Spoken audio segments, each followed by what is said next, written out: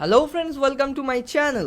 आज के इस वीडियो में हम जानने वाले हैं मेगास्पोरोजेनेसिस एंड मेगा गैमेटोजेनेसिस के बारे में, जो कि रिप्रोडक्टिव बायोलॉजी का एक बहुत ही इंपॉर्टेंट पार्ट है। लेकिन इस वीडियो को स्टार्ट करने से पहले अगर आप मेरे चैनल पर नए हो तो प्लीज़ मेरे चैनल को सब्सक्राइब कीजिए और बेल आइकन को प्रेस कीजिए ताकि ऐसे ही बायोलॉजी और बायोलॉजिकल फैक्ट्स से रिलेटेड वीडियोस के नोटिफिकेशंस आपको मिलता रहे। तो चलिए आज का वीडियो शुरू करते हैं। तो मेगास्पोरोजेनेसिस इस टर्म का दो हिस्सा है, एक है मेगास्पोर और दूसरा है जेनेसिस। यानी कि मेगास्पोर का फॉर्मेशन और उसका डेवलपमेंट, यही होता है मेगास्पोरोजेनेसिस। और दूसरी तरफ मेगा गैमेटोजेनेसिस, यहाँ पर भी दो टर्म है, एक है मेगा गैमेट और दूसरा है जेनेसिस। सो मेगा गैमेट और फीमेल गैमेट का प्रोडक्शन, उसका डेवलपमेंट, यही होता है मेगा गैमेटोजेनेसिस। इस वीडियो में बेसिकली हम लोग जानेंगे ओवरी के अंदर कैसे मेगास्पोर का फॉर्मेशन होता है, डेवलपमेंट होता है, और उसके बाद कैसे फीमेल गैमेटोफाइट का प्रोडक्शन होता है, यानी कि एम्ब्रायो सैक कैसे डेवलप्ड होता है। इसी के बारे में, इसके प्रोसेस के बारे में हम डिटेल में जानेंगे। ओके, तो अब हम मेगास्पोरोजेनेसिस पर आते हैं। मेगास्पोरोजेनेसिस कहाँ पर होता है? फीमेल रिप्रोडक्टिव पार्ट यानी कि ओवरी, उसके अंदर जो ओव्यूल होता है उसी के अंदर ये सारा प्रोसेस हो रहा है। ये सारा कहानी का स्टार्ट होता है जब ओवरी के अंदर प्लासेंटा से ओव्यूल डेवलप्ड होना स्टार्ट करता है। इनिशियली जब ओव्यूल बस फॉर्म होना शुरू ही हुआ है तो उसमें दोनों तरीके का सेल होता है, एक होता है आउटर एपिडर्मल सेल और दूसरा होता है इनर हाइपोडर्मल सेल्स। तो अब हम स्टेप बाय स्टेप ओव्यूल का डेवलपमेंट देखेंगे, क्योंकि इसके साथ साथ ही स्पोर मदर सेल का प्रोडक्शन होगा और इस मेगास्पोर मदर सेल से ही बाद में मेगास्पोर का फॉर्मेशन होगा। डेवलपमेंट के साथ साथ दो चीज़ें होता है, एक तो मैंने बोला कि ओव्यूल के अंदर मेगास्पोर मदर सेल का प्रोडक्शन होता है और दूसरी तरफ ओव्यूल के बाहर दो इंटेगुमेंट का प्रोडक्शन होता है, एक आउटर इंटेगुमेंट और एक इनर इंटेगुमेंट, जो कि ओव्यूल को प्रोटेक्ट करता है। डेवलपमेंट के इनिशियल स्टेज में मैंने बोला कि दो तरीके का सेल होता है, एक है एपिडर्मल सेल और दूसरा है हाइपोडर्मल सेल। अभी इन्हीं सारे हाइपोडर्मल सेल्स में से एक सेल बहुत ही स्पेशल होता है, जिसका साइज बाकी दूसरे हाइपोडर्मल सेल से थोड़ा बड़ा होता है। इसका न्यूक्लियस भी बड़ा होता है और बहुत ही प्रोमिनेंट होता है। इसका साइटोप्लाज्म बहुत ही डेंस होता है, यानी कि इसमें बहुत सारा न्यूट्रिएंट मटेरियल मौजूद होता है। और इसी हाइपोडर्मल सेल को हम बोलेंगे आर्चिस्पोरियल सेल।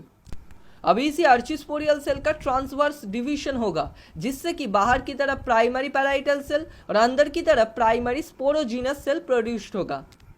इसके बाद प्राइमरी पैराइटल सेल का बहुत बार वर्टिकल डिविजन्स होता है और इससे एक पैराइटल सेल का लेयर बन जाता है। और दूसरी तरफ अंदर की तरफ जो प्राइमरी स्पोरोजीनस सेल था उसका फिर से डिवीजन नहीं होता और बाद में जाकर वही मेगास्पोर मदर सेल का काम करता है। अभी इसके बाद हमारे पास है मेगास्पोर मदर सेल, जो कि है डिप्लॉइड, और इससे प्रोड्यूस्ड होगा मेगास्पोर। लेकिन मेगास्पोर होता है हैप्लॉइड। डिप्लॉइड से हैप्लॉइड कैसे प्रोड्यूस्ड होता है? माइटोसिस से या मियोसिस से?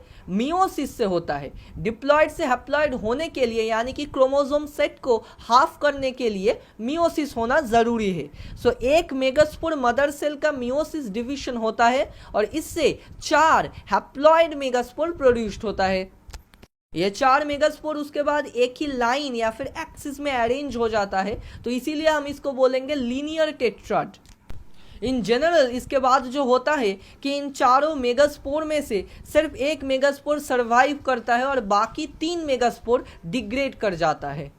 और ज़्यादातर केस में देखा गया है जो मेगास्पोर चैलाजल एंड की तरफ होता है वो सर्वाइव कर जाता है और बाकी 3 मेगास्पोर जो कि माइक्रोपाइलर एंड की तरफ थे वो सारे डिग्रेड कर जाता है। और इसी के बाद वो सर्वाइव किया गया मेगास्पोर धीरे धीरे डेवलप्ड होता है, बड़ा होता है और बाद में जाकर उसी से ही फीमेल गैमेटोफाइट यानी कि एम्ब्रायो सैक का प्रोडक्शन होता है। अभी यहाँ पर मेगास्पोर का प्रोडक्शन हो चुका है, यानी कि मेगास्पोरोजेनेसिस बस इतना ही। अब इसके बाद इसी मेगास्पोर से फीमेल गैमेटोफाइट या फिर एम्ब्रायो सैक का प्रोडक्शन होगा, यानी कि मेगा गैमेटोजेनेसिस। तो चलिए इस प्रोसेस में आगे बढ़ते हैं। यही मेगास्पोर न्यूट्रिशन लेकर धीरे धीरे बड़ा होगा और एनलार्ज्ड होकर बनेगा एम्ब्रायो सैक, लेकिन इसके अंदर जो न्यूक्लियस था उसका डिविजन्स होगा। मेगास्पोर का जो हैप्लॉइड न्यूक्लियस है अभी उसका सक्सेसिव डिविजन्स होगा और ये जो डिविजन्स होगा ये मियोसिस नहीं, ये माइटोसिस होगा। एक न्यूक्लियस से दो से चार और अल्टीमेटली 4 से टोटल 8 न्यूक्लियस प्रोड्यूस्ड होगा एम्ब्रायो सैक के अंदर। डिवीजन के एकदम बाद ही यानी कि इनिशियली एम्ब्रायो सैक के अंदर जो 8 न्यूक्लियस प्रोड्यूस्ड हुआ है उनमें से 4 न्यूक्लियस मौजूद होगा माइक्रोपाइलर एंड की तरफ और बाकी 4 मौजूद होगा चलाज़ल एंड की तरफ, यानी कि एम्ब्रायो सैक के बिल्कुल दोनों ऑपोजिट पोल में मौजूद होगा। लेकिन इसके बाद दोनों पोल में से एक एक न्यूक्लियस सेंटर की तरफ धीरे धीरे आगे आएंगे जिनको हम बोलेंगे पोलर न्यूक्ली। अब ये दोनों पोलर न्यूक्ली तो हैप्लॉइड है और सेंटर में आकर ये दोनों न्यूक्लियस आपस में फ्यूज हो जाएंगे और प्रोड्यूस करेंगे एक डिप्लॉइड न्यूक्लियस जिसको हम बोलेंगे सेकेंडरी न्यूक्लियस या फिर डेफिनेटिव न्यूक्लियस। और दूसरी तरफ माइक्रोपाइलर एंड में जो 3 न्यूक्लियस है उनमें से जो सबसे बड़ा है यानी कि सेंटर का सेल वो सबसे बड़ा होता है उसे हम बोलेंगे एग सेल और ओवम और उसे ऊस्पोर भी कहा जाता है। और उसके दोनों तरफ जो सेल्स है उनको कहा जाता है साइनर्जिड्स और हेल्पिंग सेल जो कि सेंटर के एक सेल को न्यूट्रिशन प्रोवाइड करता है।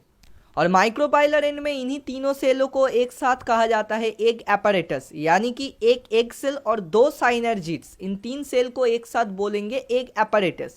लेकिन इन सेलों में कोई भी वॉल नहीं होता, यानी कि इनको न्यूक्लियस कहना ज़्यादा बेटर है और इनके बाहर जो साइटोप्लाज्म होता है वो बहुत ही घना और विस्कस होता है। एक सेल के साइड में जो 2 साइनर्जिड सेल मौजूद होता है उनके अंदर एक फिंगर लाइक प्रोजेक्शन दिखता है जिनको हम बोलेंगे फिलीफॉर्म एपैरेटस। अभी हम आएंगे इसके ठीक ऑपोजिट पोल में यानी कि चलाज़ल एंड में। यहाँ पर भी 3 न्यूक्लियस मौजूद होता है जिनको कहा जाता है एंटीपोडियल सेल। तो ये हो गया एक मैच्योर एम्ब्रायो सैक का स्ट्रक्चर, यानी कि चलाज़ल एंड की तरफ 3 एंटीपोडियल सेल, बीच में एक डिप्लॉयड डेफिनेटिव न्यूक्लियस और सेकेंडरी न्यूक्लियस और माइक्रोपाइलर एंड में एक एग सेल और 2 साइनर्जिड। सो मैंने वीडियो में एम्ब्रायो सैक का डेवलपमेंट जैसा बोला उस टाइप के डेवलपमेंट को कहा जाता है मोनोस्पोरिक टाइप या फिर पॉलीगोनम टाइप। लेकिन इसके अलावा भी और भी कुछ टाइप होता है, लेकिन मोनोस्पोरिक टाइप ही एंजियोस्पर्मिक प्लांट्स में सबसे ज़्यादा पाया जाता है। इस टाइप के एम्ब्रायो सैक डेवलपमेंट को मोनोस्पोरिक टाइप कहा जाता है क्योंकि यहाँ पर जो 4 मेगास्पोर प्रोड्यूस्ड हुआ था यानी कि लीनियर टेट्राड्स, उनमें से सिर्फ एक मेगास्पोर फंक्शनल होता है और बाकी 3 मेगास्पोर डिग्रेड कर जाता है, इसीलिए इसको कहा जाता है मोनोस्पोरिक डेवलपमेंट। लेकिन इसके अलावा भी bisporic, trisporic and tetrasporic type of development भी होता है, यानी कि अगर लीनियर टेट्राड्स में से 2 सेल डिग्रेड हो जाता है और बाकी 2 सेल फंक्शनल मेगास्पोर बनते हैं उसे हम बोलेंगे बाइस्पोरिक डेवलपमेंट। अगर 3 स्पोर फंक्शनल बनते हैं और 1 मेगास्पोर डिग्रेड हो जाता है तो उसे हम बोलेंगे ट्राइस्पोरिक डेवलपमेंट। और सबसे आखिर में अगर 4 मेगास्पोर ही फंक्शनल बनते हैं, कोई भी डिग्रेड नहीं होता, तो उसे हम बोलेंगे टेट्रास्पोरिक टाइप ऑफ डेवलपमेंट। अगर आपको मोनोस्पोरिक, बाइस्पोरिक, ट्राइस्पोरिक एंड टेट्रास्पोरिक पर एक सेपरेट वीडियो चाहिए तो मुझे कमेंट सेक्शन में बता सकते हो, मैं उस पर एक अलग से वीडियो बना दूंगा। तो मेगास्पोरोजेनेसिस एंड मेगा गैमेटोजेनेसिस बस इतना ही, क्योंकि एम्ब्रायो सैक बिल्कुल रेडी है डबल फर्टिलाइजेशन के लिए। सो मिलते हैं इस सीरीज के अगले वीडियो में जिसका टॉपिक होगा डबल फर्टिलाइजेशन। तो इस वीडियो के लिए बस इतना ही, लेकिन कमेंट सेक्शन में मुझे बताइए कि ये व्हाइट बोर्ड में एनिमेशन करके पढ़ाने का कॉन्सेप्ट आपको कैसा लगा, अच्छा है या बुरा है, तो उससे मुझे समझने में थोड़ी हेल्प होगी। और हाँ, ऐसे ही नॉलेजेबल कंटेंट और पोस्ट के लिए आप मुझे सोशल मीडिया पर भी फॉलो कर सकते हो, जिनका लिंक मैं डिस्क्रिप्शन बॉक्स में दे दूंगा। तो फ्रेंड्स, उम्मीद है वीडियो आपको पसंद आया है, तो एक लाइक कर देना, मेरे चैनल को सब्सक्राइब कर देना और अपने फ्रेंड्स के साथ इस वीडियो को शेयर कर देना। तो चलिए मिलते हैं अगले वीडियो में। Stay happy, be healthy.